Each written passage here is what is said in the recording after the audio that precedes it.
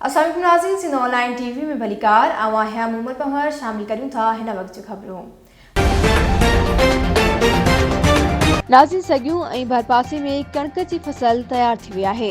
लाबारो शुरू थी वियो आहे, पर अञा ताईं सरकारी कणक खरीदारी मर्कज़ न खुली सघियो, जंहिं सबबि मुनाफ़ेखोर वापारी घटि अघ ते कणक ख़रीद करण लॻा। सिंध ऑनलाइन टीवी जे रिपोर्टर लाला इशफाक भागत मूजिब सगियूं में सरकारी कणक खरीदारी मर्कज़ न खुलण सबबि आबादगारनि खे बारदानो न मिली सघियो आहे।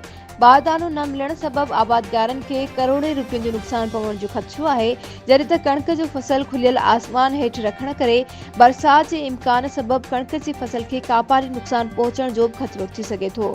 उन सिलसिले में आबादगारनि पारां मुतालबो कयो वियो आहे त तमामु जल्द कणक जा खरीदारी मर्कज़ खोले आबादगारनि खे बारदानो ॾिनो वञे त जीअं आबादगार नुक़सान खां बची सघनि।